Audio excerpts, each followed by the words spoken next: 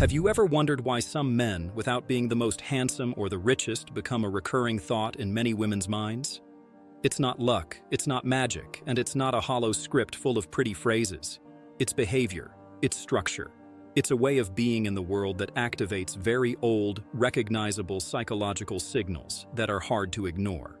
Today, I'm going to reveal straight up the 5 masculine behaviors that hook women the most, built from principles that authors like Robert Cialdini, David Buss, Roy Baumeister, Viktor Frankl, Carl Jung, and the Stoic tradition have studied from different angles: choice, perceived value, self-control, purpose, polarity, and presence.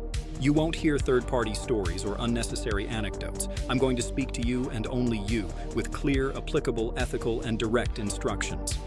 And if you stay to the end, you'll walk away with a closed system, a weekly routine, and operational phrases to use without falling into childish games. Breathe calmly, sharpen your focus, and get ready to reprogram how you move, speak, and decide. Because when you align these 5 behaviors, you don't compete. You become the reference. I'll start with an uncomfortable truth. What hooks isn't effort, it's evidence. Evidence that you live with standards, that you choose instead of beg, that your time has direction, that your emotions are under your command, that your mystery isn't a pose but the byproduct of a complete life. Every decision communicates your perceived value and your real value. Women don't read your intentions, they read your structure. That's why the first behavior you must install is relentless self-respect. Relentless self-respect means your boundaries aren't threats or motivational speeches. They're visible behavioral mechanics. A true boundary isn't explained, it's shown. It's shown when 2 principles govern your life: selectivity and consequence. Selectivity is calmly choosing which people, plans, and conversations get in and which don't. Consequence is upholding that choice without anger or drama, even when you're tempted to break it. Cialdini demonstrated something critical. The human brain seeks consistency. Yours first. If you don't respect what you say, your communication loses electricity, and a woman's interest fades because the nervous system on the other side stops perceiving leadership and safety. To install relentless self-respect, act like this starting today. Decide on 3 non-negotiables and turn them into visible rules. First, the non-negotiable of time. You don't change your set schedule for a last-minute invitation just to look available. Total availability communicates need, not value. Second, the non-negotiable of treatment. You don't play in dynamics of put-downs, cutting sarcasm, or little disrespect tests. If they appear, you stop the interaction with a short, calm phrase and you disengage. Third, the non-negotiable of your physical and mental priorities. You train, sleep, eat, and learn according to your plan. If anything attacks that foundation, it's not up for negotiation. Practice self-respect phrases without an aggressive tone. That doesn't work for me. I'm going to keep my plan. If you want, we can coordinate properly. If not, all good. The key is the how. Low voice, pauses at the end of the sentence, direct gaze, relaxed shoulders. That set creates what Baumeister calls evidence of self-control. And self-control is sexy because it conveys internal predictability. You aren't an unstable threat, you're a calm rock. That calm rock is different from rigidity. Don't react, respond. Reacting is impulsive, responding is choosing. The second behavior that hooks is direction. Direction isn't being busy, it's being oriented. A woman gets hooked when she senses you're walking toward a defined place and that every day your calendar and your energy reflect that march. Viktor Frankl explained that human beings need meaning like the body needs air. You must radiate meaning, not just talk about it. Direction is demonstrated in 3 layers. The strategic layer is your mission, the short sentence that defines why you get up. Write it in the present, concrete, and measurable. The tactical layer is your system, daily habits that support that mission. The social layer is your communication, the way you invite people into your world without pleading and without hiding it. When a woman feels the signal of a man with direction, her attention locks not from lack, but from fascination. She's watching a train that moves with or without passengers. That frame is magnetic because it activates a simple evolutionary principle Buss has described: leadership, competence, and internal resources, not just material ones. Direction also creates real scarcity. Your time is taken up by something that matters. Real scarcity, not faked, multiplies the perceived value of every interaction. To install direction, start with a disciplined act. Block 3 non-negotiable blocks per week on your calendar for your mission. Put them at the same time so your nervous system associates that moment with identity. Don't move them for anything casual. In parallel, professionalize how you set a date. Instead of "we can meet whenever," use closed decision frames. Thursday at 7 I have an hour free at X place. It's quiet for talking. If not, Sunday at 5. That conveys leadership without rigidity. And when you're with her, don't abandon your direction to impress. Mature seduction isn't forced demonstration, it's firm invitation. This is my pace. If it adds to you, let's walk. The paradox is clear. The more oriented you are, the less you think about how to be liked, and the more you're liked. Because being liked stops being the goal and becomes a side effect. The third behavior that truly hooks is serenity under pressure. I'm not talking about going mute or posing as cold. I'm talking about emotional regulation. Daniel Kahneman popularized the idea of 2 systems of thought. Antonio Damasio showed how emotions guide reason through somatic markers. You must train your system so that, under tension, your physiology works for you and not against you. Serenity under pressure means that in conflict, in intense flirting, or in uncertainty, your heartbeat rises a bit, but your gaze sharpens, your breathing lengthens, and your words become slower and more precise. That serenity governs 2 critical areas: boundaries and humor. With boundaries, serenity lets you put a stop to something without raising your voice, which conveys real power. With humor, it lets you use light irony without sliding into defensive mockery. This calm produces a neurological effect called reward prediction error. When the other person expects reactivity and finds a pause, the brain gets hooked because the typical expectation isn't fulfilled. It's not manipulation, it's inner mastery. To install serenity under pressure, use the pause protocol. Pause, step half a second away from the emotion, articulate in words what you feel without acting it out, release the jaw muscle, speak slowly. Practice this outside the fire every day in ordinary conversations. On the date, apply the last second rule. Before responding to tense topics, leave 1 second of silence. That second raises your authority and lowers the interaction's temperature. Use statements framed as perceptions, not accusations. This doesn't work for me. I prefer X dynamic. This is how I do things. Notice the difference. You talk about you. You don't dictate how the other should be. Serenity also means not chasing explanations when there's ambiguity. Calm shows in your willingness to let what is, be.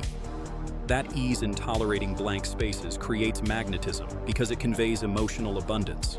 You don't need to control every variable to be okay. The fourth behavior that hooks is well-dosed tension. Attraction needs rhythm, highs and lows, and air. If you give everything at once, you become scenery. If you never give, you become a wall. Efficient tension rests on 2 principles: predictability of values and unpredictability of stimuli. Predictability of values means your ethics, your boundaries, and your direction are constant. Unpredictability of stimuli means the way you deliver attention, humor, and novelty varies. Cialdini calls it intermittence. In neuroscience, it's catalyzed by dopamine, not cheap emotional sugar, but moderated surprise. This isn't disappearing or punishing, it's alternating between full presence and your own space, so each micro-encounter has texture. The key is pacing and leading. First, you match the rhythm of the interaction, and then you guide it. You match when you listen without anxiety, when you read her energy, when you respond at the right speed. You lead when you introduce pauses, shift topics smoothly, propose a high ending, and exit first, leaving a note of direction. To install well-dosed tension, apply the 60-40 rule in communication. 60% of the time you're present, you respond in reasonable windows. You sustain the conversation with intention. 40% you're in your world without justifying or announcing it. Your life takes up real space. In face-to-face meetings, alternate between focus and openness. At key moments, hold eye contact while you speak, and then steal it away yourself, looking off to retake it a few seconds later. Use the information touch before the physical touch, giving small reveals about your life that create curiosity. Don't tell everything. Leave loose threads that naturally invite questions. With humor, change expectations without belittling. Gentle double-edged lines, intelligent observations, well-timed silence. And always close high. End the interaction slightly before the curve drops, with a brief, concrete line of continuity. The brain hooks onto what's left hanging, not what's exhausted. The fifth behavior is bodily presence and functional masculine aesthetics. Your body is a communique. I don't mean gym bulk as a trophy, but 3 signals: economy of movement, postural alignment, and a voice with a downward fall. Economy of movement is not fidgeting to fill silence. It's moving with intention. Postural alignment is head floating over neck, shoulders back and down, chest free without exaggeration, pelvis neutral. That line conveys security without theatrics. A voice with a downward fall is ending sentences, dropping half a tone on the last word. It confers closure and confidence. Add to that sustained gaze in the right proportion: 60-70% when listening, 50-60% when speaking. More than that intimidates. Less than that signals disinterest. Keep hands visible and mostly still, with gestures that accompany ideas, not substitute for them. In aesthetics, the rule is sobriety that highlights your structure. Well-fitting clothes, impeccable cleanliness, 2 high-intent details, a sober watch, quality footwear, and 0 excess. Sobriety creates a canvas for your personality. Excess communicates anxiety to be liked. Remember, perceived competence plus perceived warmth. Charisma. Your bodily presence is the lane of silent competence that allows your warmth not to be confused with neediness. Now integrate the 5 behaviors into a continuous flow you can execute without overload. This is the system. Start in the morning, before any conversation happens. The first act of the day defines your internal frame. Get up and do a 3-step protocol: activation, direction, and focus. Activation: brief movement to wake your body, 5 to 10 minutes. Direction: write 1 line with your day's objective aligned to your mission, concrete and measurable. Focus: review your calendar and lock your non-negotiable blocks. That triple anchor trains your nervous system to act from self-respect and direction, not from reaction. In parallel, set your information diet. Reduce consumption of content that erodes your calm or leads you to comparisons. A man who filters his mental diet maintains serenity under pressure because he doesn't show up saturated to the interaction. During the day, practice micro-behaviors that consolidate your presence and your well-dosed tension. Walk slightly slower than your natural impulse, 5% slower, without theatrics. Reply to messages in batches, not in constant drip. When you receive an invitation, use the decision frame. If it fits your plan and your non-negotiables, accept and lead clearly. If not, decline briefly and respectfully. In conversation, trace a triangle. Question, pause, your contribution. Avoid interrogation and avoid monologue. Alternate. When you feel the temptation to over-explain to be understood, cut the explanation and summarize in a sentence. Sharp clarity hooks more than long justification. If a small boundary test appears, a joke that lowers you, a tardiness with no context, a discard flirt, apply the elegant boundary. Name it without drama and lower your investment. Don't sermonize, just order your reality. All that behavior speaks for you without raising the volume. On a date, your structure becomes explicit. Arrive 10 minutes early, observe the space, choose a table that allows eye contact without excessive noise. If you're proposing the place, pick one that facilitates conversation. Noise kills the precision of your voice and forces you to over-gesture. When greeting, hold eye contact just enough. Smile with a slight natural asymmetry and occupy the space with an open posture. Don't sit down abruptly. Settle your body. Start with topics of high psychological value. Creative interests, life decisions, recent learnings. Avoid falling into data interrogations. Use contrast frames. This works for me, this doesn't. I value this a lot, this bores me. Those contrasts map your terrain. In moments of light tension, discomfort, disagreement, bolder flirting, don't raise your volume, slow your pace. That choice creates an attention curve. The brain on the other side leans in to listen. If a chance for humor appears, use it in observation format, not clown format. An intelligent comment said with a pause leaves an echo. Don't try to impress by listing achievements. Demonstrate competence by talking in detail about processes, not trophies. For example, describe how you design your week to progress in X area. Explain why you made a complex decision. State a personal conviction and how you uphold it. Women get hooked by the combination of precision and calm. Also, show selectivity without arrogance. Selectivity is speaking about what you don't accept in your life without turning it into a crusade. The subtext is clear. Your world has a filter. Close the date high. Don't wait for the energy to sag. Detect the peak point. Glance at the clock with a micro smile and say you have to go because you're up early for your project. If there's mutual interest, leave a concrete continuity. Sunday at 5, there's a small exhibit at X. I'll be there for an hour. If it adds to you, come. Leave calmly. The last gesture is what anchors the memory.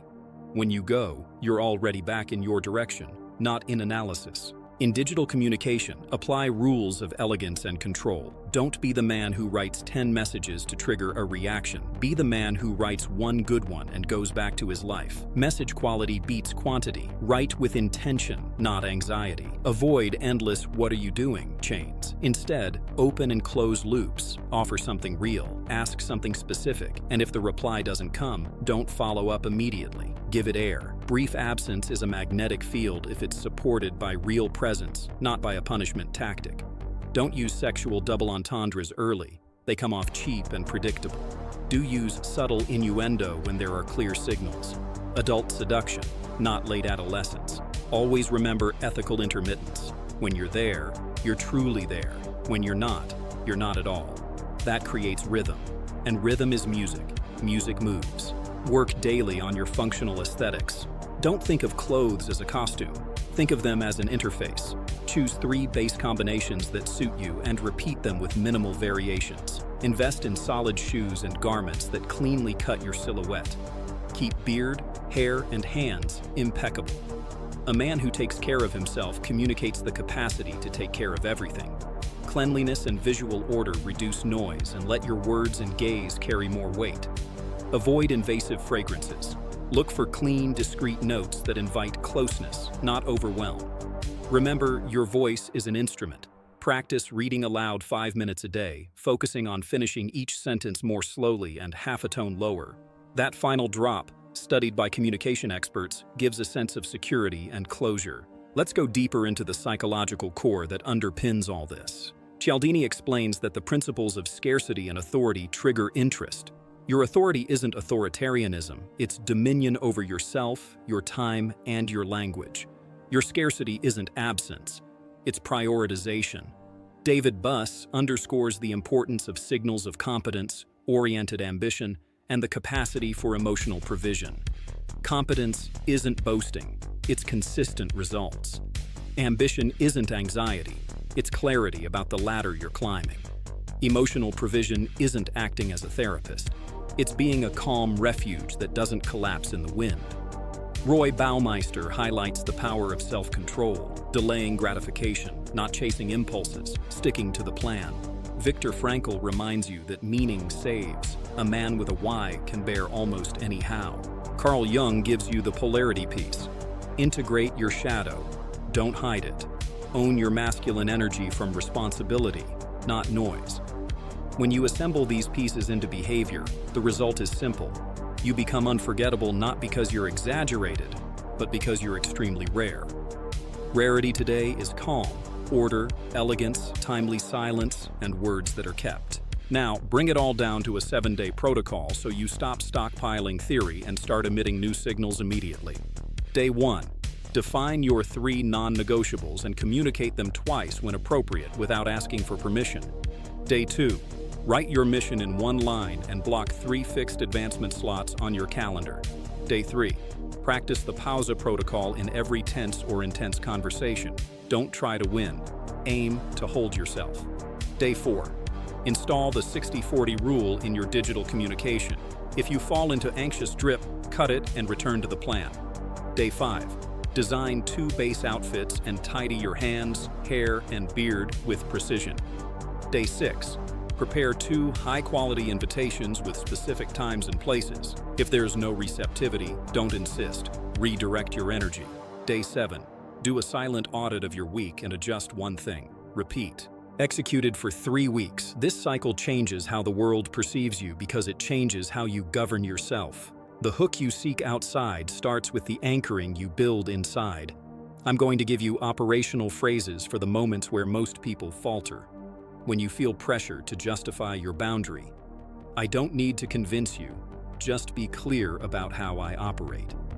when you're asked for availability that breaks your plan. That time doesn't work for me. I can do Thursday at 7 or Sunday at 5. When someone throws a joke meant to lower you. I don't play that kind of humor. Let's move on. When uncomfortable silence appears, hold it 2 seconds longer than your natural impulse. Breathe and change the topic calmly. When you want to close high, I'm heading out, I train early tomorrow, see you Sunday at 5. Notice none of these lines are aggressive. They're all firm. Quiet firmness, repeated, builds reputation. And reputation in seduction is a magnet. Don't confuse tension with dark games. Cheap games destroy your structure because they force you to live dependent on the other person. Ethical tension arises from fullness. You offer real presence and real space. You invite and withdraw with elegance. You don't punish, you choose. And you choose from abundance, not revenge. That emotional maturity is extremely attractive because it's scarce. Remember, predictability of values and unpredictability of stimuli. Your values don't move, your forms do. One day you choose a quiet plan. Another day you propose something active. One day you write a dense message. Another day you leave a brief note and go. That dance requires that you enjoy being with yourself. So cultivate interests without witnesses. Learn, build, train, explore. Powerful seduction happens when you're not trying to seduce, but living so well that inviting someone into your orbit becomes natural. Let's talk about the inner voice that sabotages all this. That voice tells you that if you set boundaries, you'll lose her. That if you stick to your plan, you'll look arrogant. That if you don't reply immediately, you'll be forgotten. That if you don't exaggerate, you won't be noticed. That voice is conditioning, not truth. Reality is that someone who demands you betray your direction to give you attention doesn't desire you. They want you as a fan. And you didn't come to be a fan. You came to be a man with peace, edge, and fire. Peace to avoid reacting. Edge to mark the territory of what you accept and what you don't. Fire to put energy where it matters. If you hold that triad, the right women will get hooked by recognition. They'll see in you the figure that balances warmth and structure, and the wrong ones will leave. Be grateful for the pruning. The final micro technique is about breathing and language, not theater. Before speaking about something important, inhale through your nose counting to 4. Hold for 2. Exhale through your mouth counting to 6. That long exhale activates your internal brake and lowers your frequency. Now speak in short sentences, with strong verbs, without fillers. When you want to underline something, use silence, not shouting. When you want to show desire, do it with sober honesty. Say what attracts you about her mind, her mettle, her sensitivity. Save the explicit for later, when the connection is solid. Early explicitness turns things off. The suggested at the right moment turns things on. And never forget this: interest is felt, not declared. Too much declaration kills the music. I'll end with a definitive mindset shift. Seduction isn't convincing anyone of anything. It's cultivating a personal vibration so defined that those who resonate come closer and those who don't self-exclude. Your 5 behaviors do exactly that. Relentless self-respect takes you out of the emotional supermarket. Direction makes you a lighthouse. Serenity under pressure makes you a refuge. Dosed tension creates music. Bodily presence and functional aesthetics make the form match the substance. When these 5 gears turn together, the right woman doesn't just get hooked. She feels safe to get hooked.